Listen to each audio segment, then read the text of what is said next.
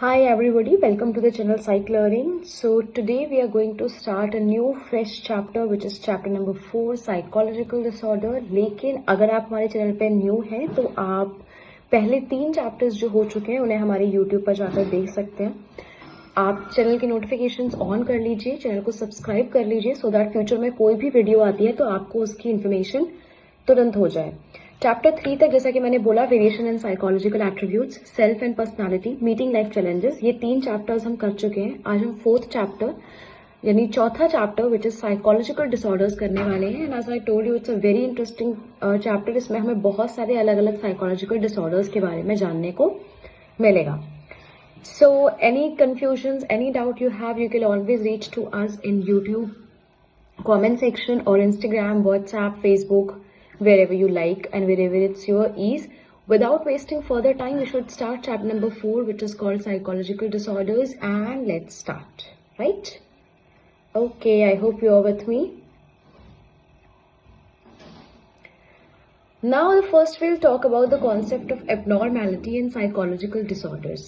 Okay तो now हम ये देखते हैं कि abnormality होती क्या है, साइकोलॉजिकल डिसऑर्डर्स होते क्या है. अब इसे डिफाइन करने के लिए कोई डेफिनेशन नहीं है, तो क्योंकि इसे डिफाइन करने के लिए डेफिनेशन नहीं है लेकिन फिर भी जो अलग अलग डेफिनेशंस दी गई हैं उनके हिसाब से 4 Ds होते हैं जो डिफाइन करता है कि कोई भी पर्टिकुलर जो डिसऑर्डर है वो है या नहीं है.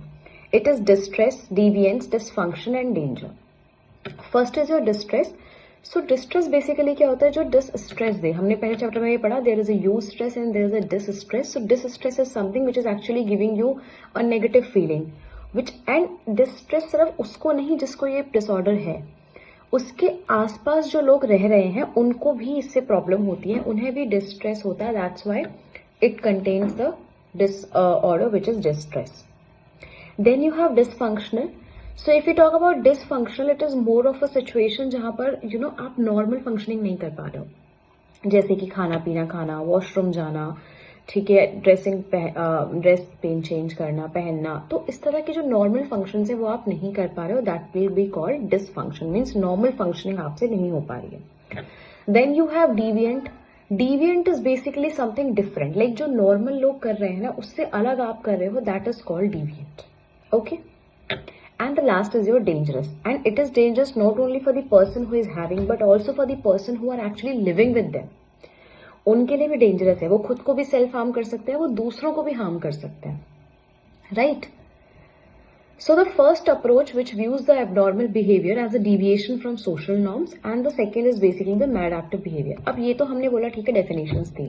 अब दूसरा हम ये भी तो देखेंगे ना कि क्या ऐसी चीजें हैं या किस अप्रोच को हम लें जिससे कि हम साइकोलॉजिकल डिसऑर्डर्स को स्टडी कर सकते हैं. तो एग्जाम में कई बार ये क्वेश्चन आ जाता है कि कौन सी अप्रोचेस हैं दोनों, तो आपको अप्रोचेस लिखनी है इसमें. पहली अप्रोच है डिविएशन फ्रॉम नॉर्म्स. ठीक है, डिविएशन फ्रॉम सोशल नॉर्म्स मतलब कि आपकी सोसाइटी ने जो नॉर्म्स बनाए हैं उससे अगेंस्ट कोई काम कर रहा है तो आप बोलोगे कि उस पर्सन को साइकोलॉजिकल डिसऑर्डर है.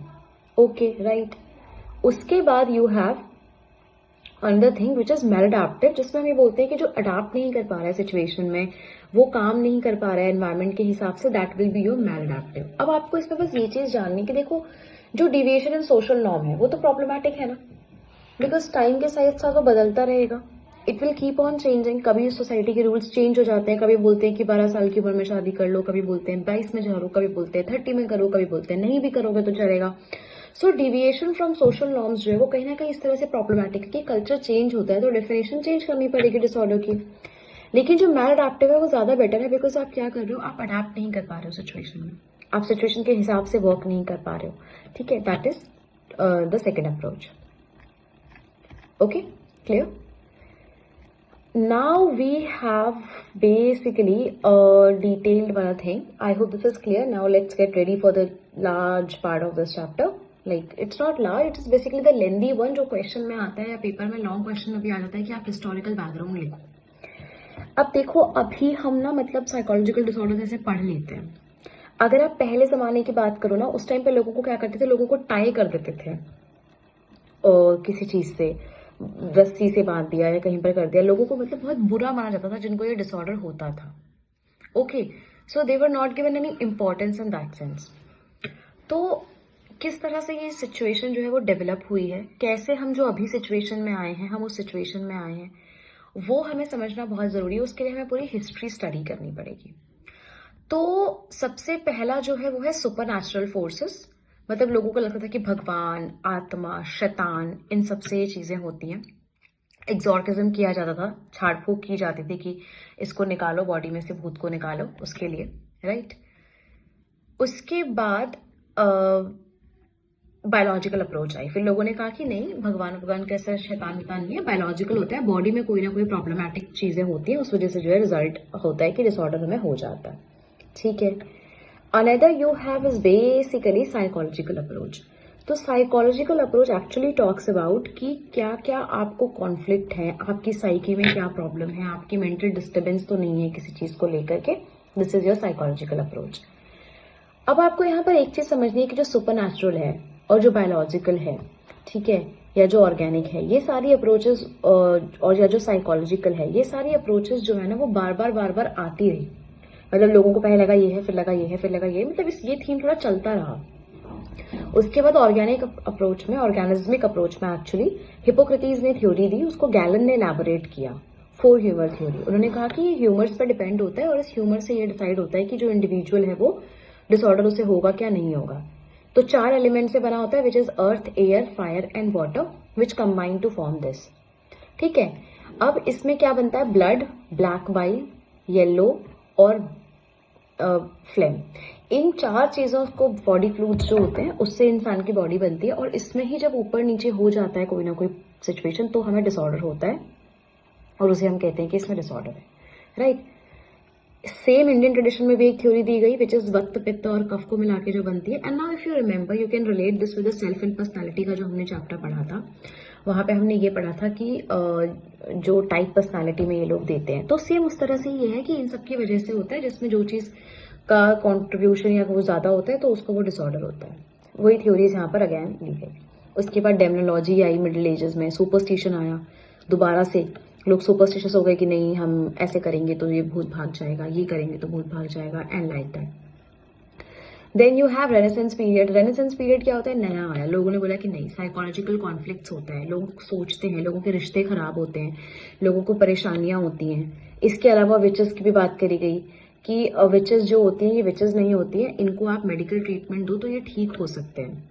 ठीक है, इसकी बात करी गई बेसिकली। थियोलॉजिकल ट्रीटमेंट से नहीं, इनको एक्चुअली मेडिकल ट्रीटमेंट चाहिए, ये ठीक हो जाएंगे उससे, राइट। उसके बाद 17th और 18th सेंचुरीज पे जो है वो रीजनल एनलाइटमेंट आया। लोगों ने कहा हमें इसे ठीक करना है, हमें रिफॉर्म मूवमेंट लगानी है, हमें कुछ नया करना है, हमें ठीक करके उनको एक अच्छी लाइफस्टाइल देनी है। देन आपके पास आया डी इंस्टीट्यूशनलाइजेशन, क्योंकि अब आपने इंस्टीट्यूशन में तो डाल दिया, आपने रिहैब सेंटर में डाल दिया। अब आपके बाहर जाने के बाद कहीं ऐसा तो नहीं होगा कि वो पूरा खराब हो जाएगा इंसान, वो काम नहीं कर पाएगा, तो इसलिए डी इंस्टीट्यूशनलाइज भी सिखाया गया कि जब अगर कोई इंसान यहाँ से बाहर भी चला जाए तो भी वो अपनी लाइफ प्रॉपर तरीके से जी पाए, and that is called deinstitutionalization. Clear? Okay.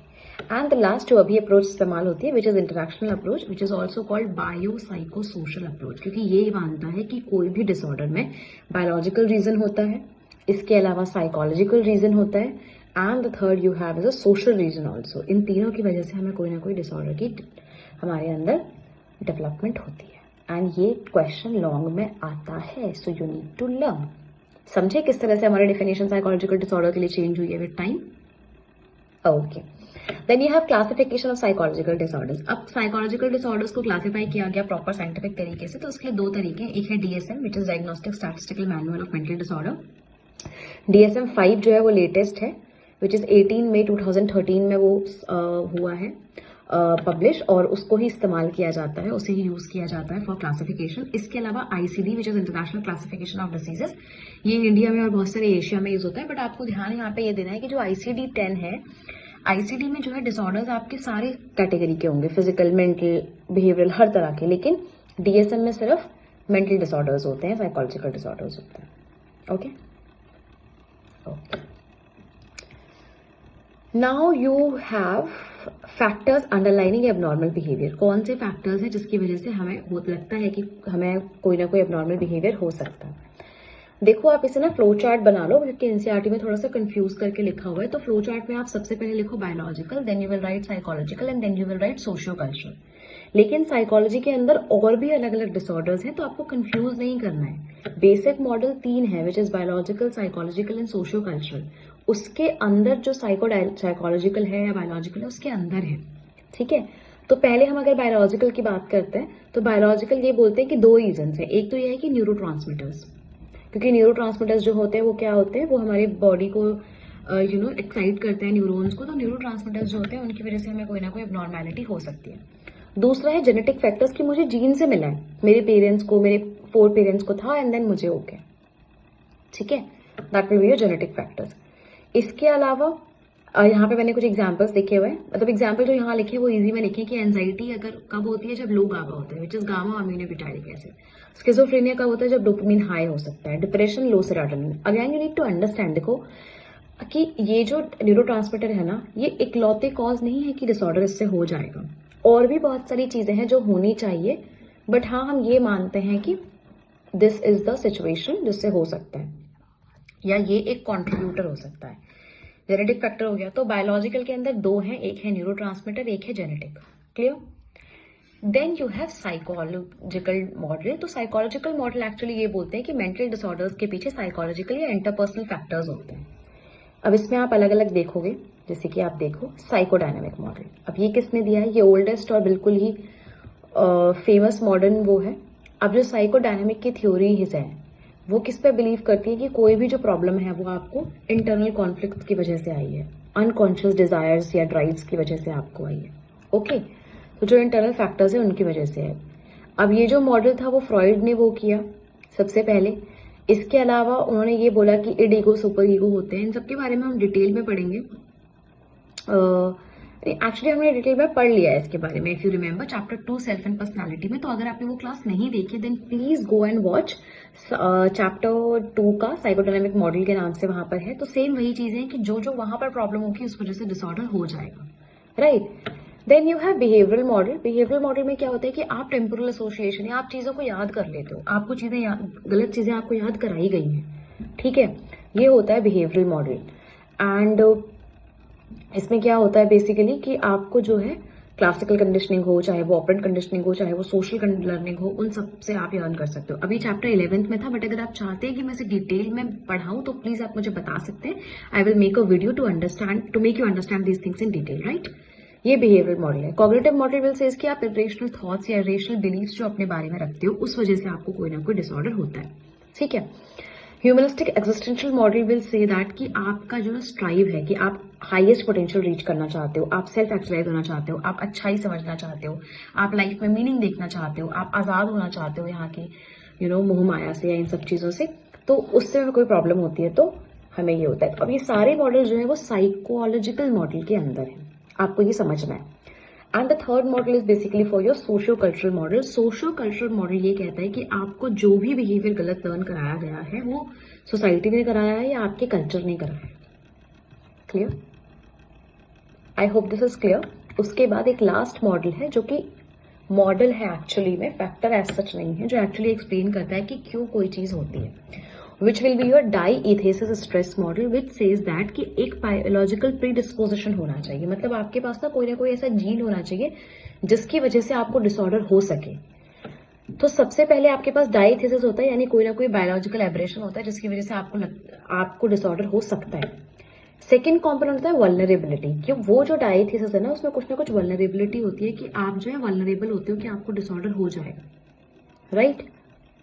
और उसकी वजह से आप साइकोलॉजिकल डिसऑर्डर डेवलप करते हो। एंड लास्ट होता है पैथोजेनिक स्ट्रेसर, जिसमें हम ये मानते हैं कि पैथोजन जो आपके आसपास होते हैं, एग्जाम में फेल हो गए, कुछ घर में बुरा हो गया, कुछ बाहर बुरा हो गया, पैथोजेनिक स्ट्रेसर की वजह से जो है आपको एक्चुअली में वो डिसऑर्डर होने के चांसेस बहुत ज्यादा होते हैं। आप उस टाइम पे रिस्क पे होते हो अगर आपने ध्यान नहीं दिया तो।